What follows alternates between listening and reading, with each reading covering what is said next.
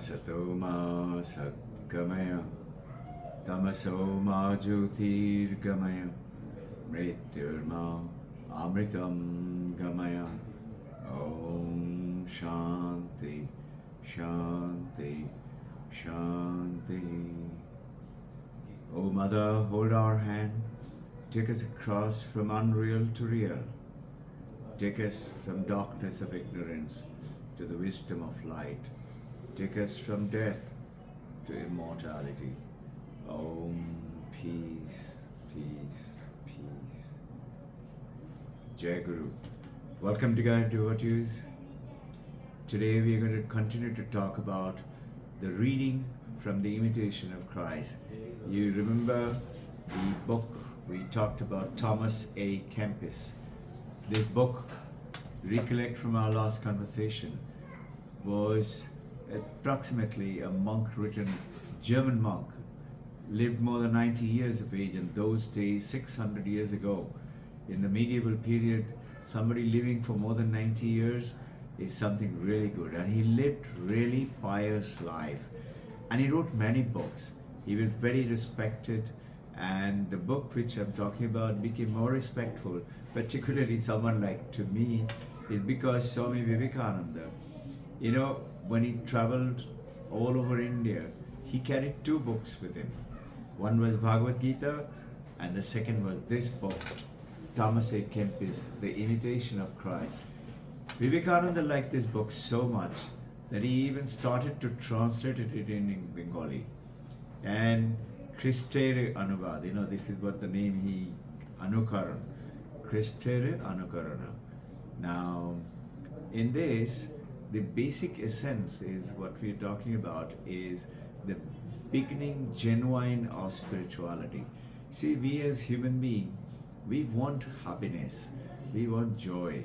Buddha spent his entire life resigned from his kingdom and became a monk only to search how can we take away these sufferings from people's life. And same Buddha eventually found. And do you know, somewhere along about 10 years up the life of from the time he became a great preacher, teacher, one of his monk, Bhikshu, asked Buddha, you told us that the way you're teaching us, the suffering will not be there. But we are now more than 10 years with you. But I see you are still suffering. You are aging. One day your body is going to die. We are aging. We are also suffering from sickness and sometimes from food and whatever. Then where is this end of suffering? The Buddha smiled and Buddha answered beautifully well. He said, imagine a man is struck by an arrow in his heart. So imagine the pain he's feeling, an arrow coming and piercing his heart. And before he could realize, he's been shot by another arrow piercing the heart. The second arrow caused so much more pain than the first arrow. First arrow is also painful, but the second arrow is much more suffering. Now, human beings are being projected to, this first arrow is called what the nature gives it to us. And this gift to us is because of our past karma, our reactions and reflections from the effects of the work that we have created. Second arrow is the one which is reaction. So Buddha told the Bhikshu disciple, first arrow is what the world is throwing at you. I can do nothing about it.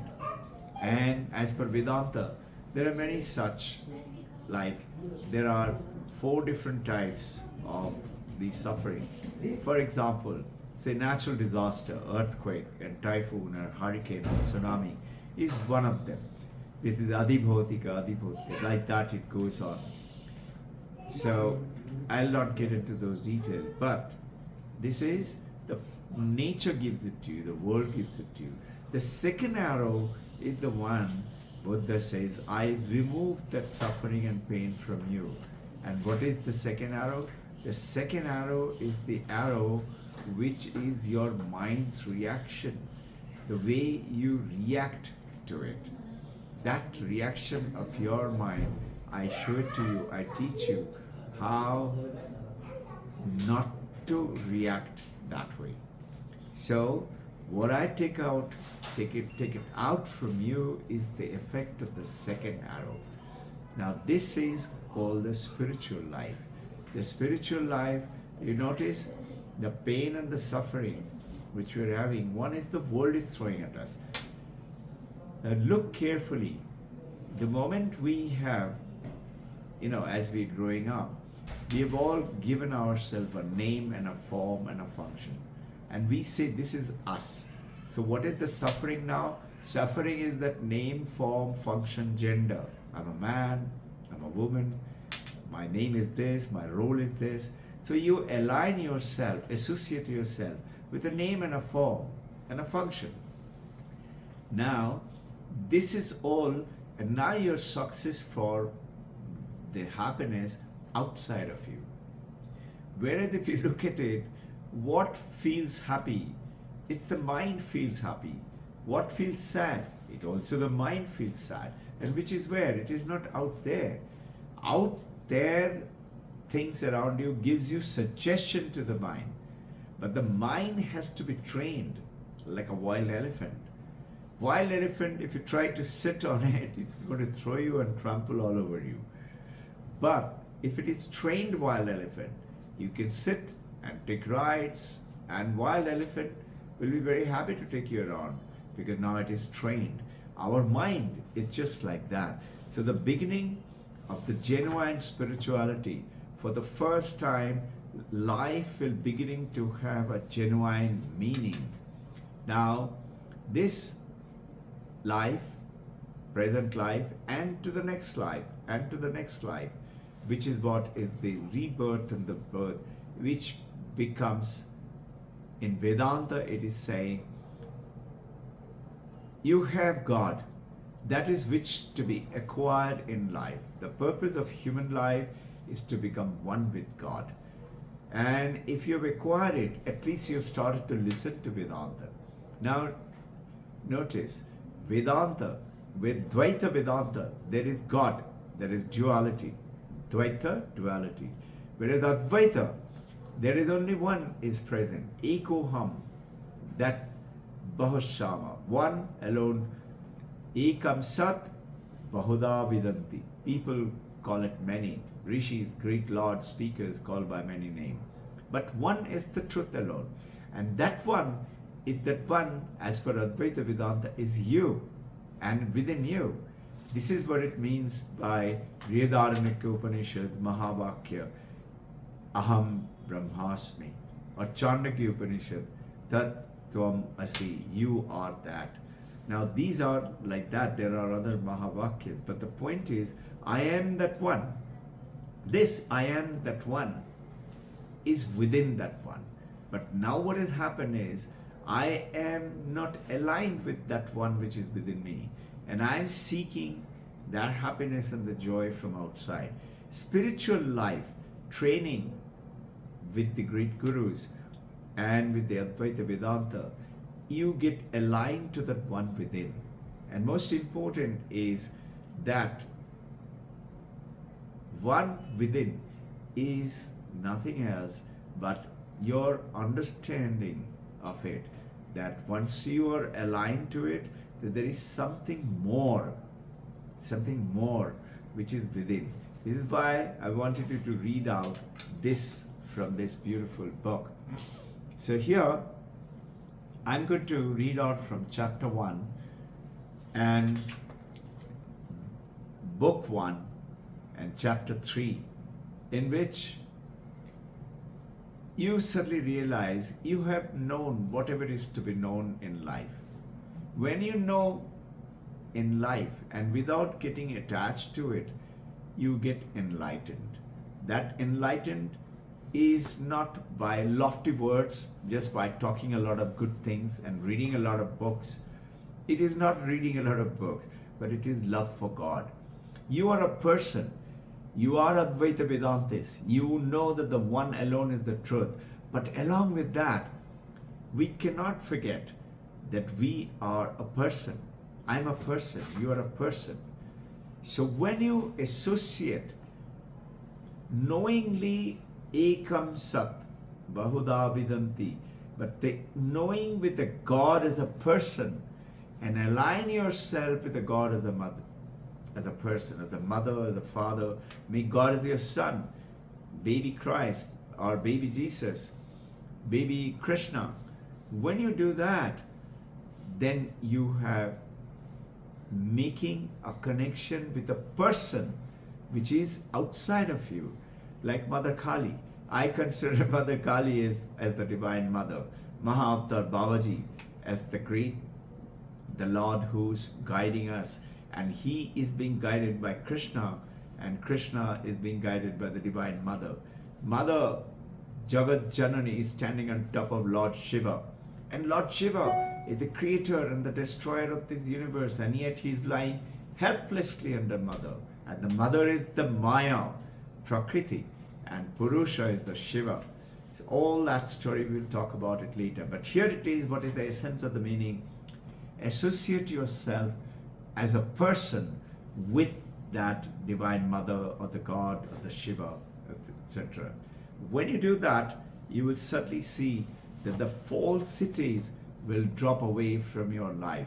Now, you may know the whole Bible, whole Bhagavad Gita, whole Quran by heart, but tell me, what good is it, teachings of that, if you just know it of the philosophers, but you make no connection for the grace and the love of God.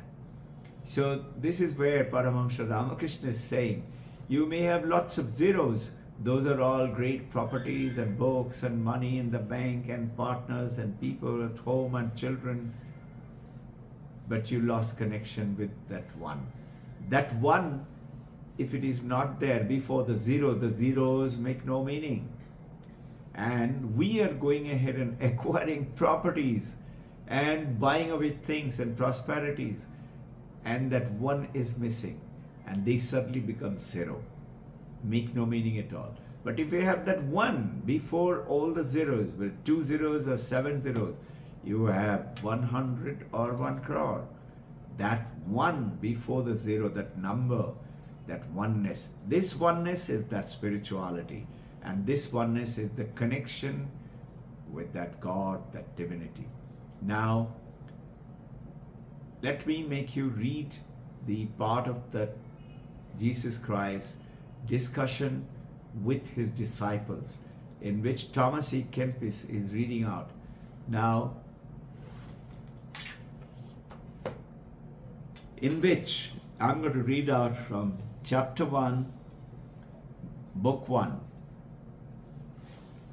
Book 1, chapter 1 and para 3, in which he's saying, what good does it do then to tolerate about the Trinity, if by a lack of humility you are displeasing to the Trinity?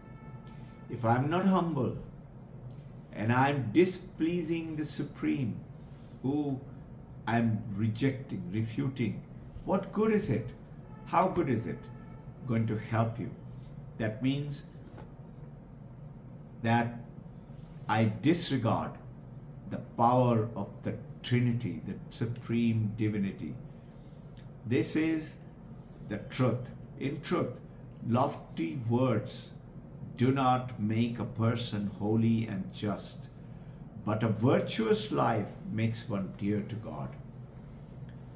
So, St. Francis, he became very famous, and in the monastery, one of the brother monk one day told him, why you?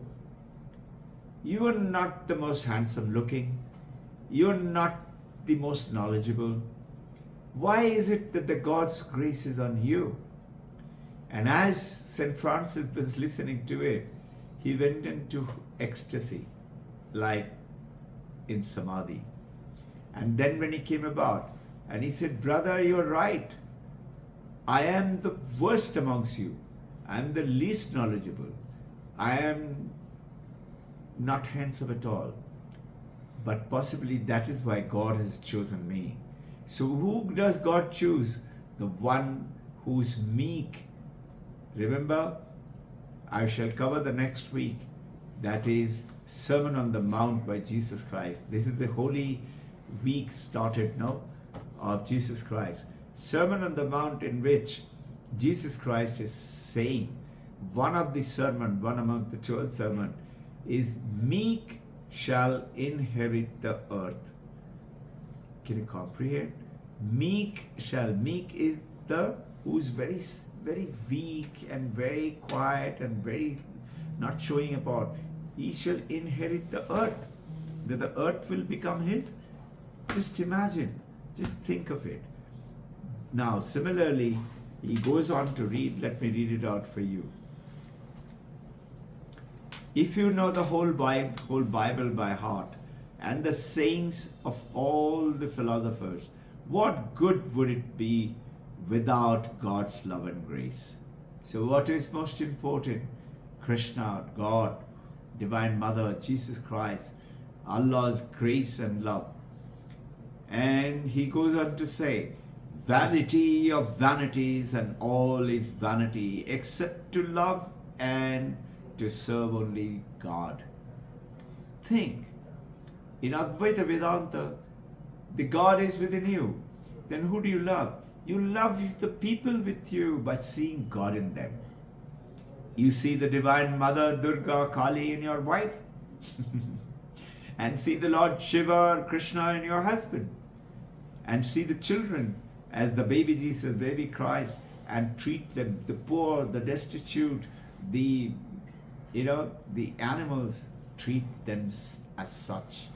When you do that, vanity is false pride. This is what it means. Vanity of vanities and all is vanity except to love God and to serve only Him. This is the highest wisdom. Imagine Vivekananda worshipping this book. To see that the world as it truly is, fallen and fleeting, to live, to love this world not for its own sake but for God's sake, and direct all your effort and towards believing the kingdom of heaven is this earth. Knock, Jesus Christ says somewhere else, and the door shall open for you. Knock on the God's door, it shall open for you. And going ahead with the next, we are going ahead, and so it is vanity to seek material wealth but cannot last, and to place your trust in it. It is a vanity to seek material wealth, properties and houses and cars and things like that. And it is the vanity to see recognition and status. What good is it that if you're in a rat race and win the race? In the rat race, if you win the race, you're still a rat. It is better to be humble and meek and seek God's grace. It is vanity to chase after what the world says you should want and to long for things you should not have. Things that you will pay a high price for later on if you get them. It's a vanity, false pride, to seek for things and later on you'll pay high price. Bhagavad Gita is talking, there are 3 types of this. One is this desire, is called tamasic desire. Tamasic desire, like sleeping and doing those things which are getting, drugs and drinks and desires, etc. The second is the rajasic desires, going for properties and good things of life and enjoying them. And third is the sattvic. In the rajasic, you get joy first and pain later. And in the sattvic, you get pain in the beginning, but the joy at the end. Your joy comes up at the end of it because you took the pain to take on this suffering in the beginning, like let's say classical music, or understanding a very difficult situation of a space travel. You're finding it difficult initially, but you struggle with it, you continue and you learn it. Let's say smash and volley of tennis. You're practicing. You have to spend long hours of practice. The world cricketers continuing to do 3 hours, 4 hours of net practice. And then you go for the world team and score the century, isn't it? And then he goes on to say, it is vanity to focus only to your present life and not to look ahead to your future life. We only look for now, this moment, and we are forgetting tomorrow. What has happened to the future?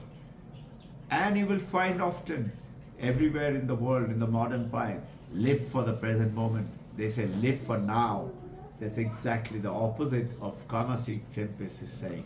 And Jesus Christ is telling a disciple, live for looking at tomorrow and look for future. He's going on to say, it's vanity to live for the joys of the moment and not to seek eagerly the lasting joys that await you. He said it is a vanity, false pride to seek joy now than to seek joy for tomorrow. He said, often remember that saying, the eye is not satisfied after seeing. Have you realized? Our eyes, looking all the time, is never satisfied looking. And similarly, the ear is filled with hearing, and yet ear continue to, nor is it ever satisfied. So make every effort then to shift your affection. He's going on to say that it is a vanity to see for things which you cannot see.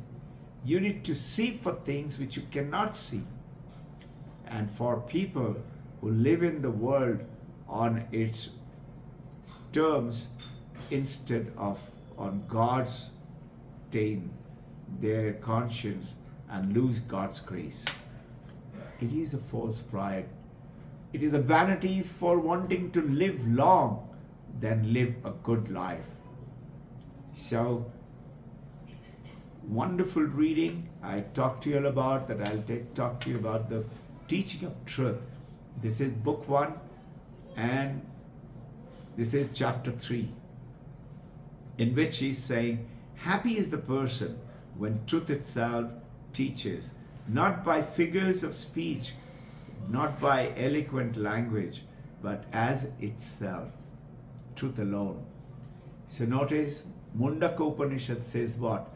3.1.1, it says, truth alone will make you win. Satyameva Jayate will make you win. Truth alone. And this truth is what, how many people do you know today are following the Ashoka Stamba? You and I must not. And then soon enough, 12 years of life, as is it written down in Vedanta, if you observe truth, 12 years, right from a young age or from your old age, wherever you are, or the middle age, follow truth for 12 years, then whatever you speak, a word comes out, it will happen. Whatever, somebody comes and seeks your blessing and you bliss and say Vijay Bhavu, wherever they go, they will be winner in life. And they will be rejoicing. I'm lucky. Jupiter is in my 9th house. On the contrary, it is Jupiter maybe in the 9th house, but in addition, it is your blessing because you don't tell lies. So with this, remember Vivekananda's telling that it is always good, despite being an Advaitavadi, to be a person and like a person, make a connection with a God as a person. Either as father to the son, that is you're the father, God is a baby, like baby Jesus, baby Krishna, or you as the son and the divine mother, divine father, and the mother as the father, as the God, or as a friend, Sakha Bhav, like Arjuna and Krishna, Sudama. So there are many that you can take it up. You can look at like Gopala, who was like a baby Krishna to the mother. So you have a wonderful week ahead. Let's go ahead and we will read some more of this beautiful book so that you are familiar that what are those things. This book has been considered to be, if after Bible, the most popular book is this Imitation of Christ. And this book has been the maximum number of translations and maximum number of languages has been done on record. It's a very famous book. We had never heard about these books, but we were privileged to be introduced to this book by Swami Vivekananda, and I came to be aware of it because of Swami Sarvapriyananda, who deciphered this book and talked about it.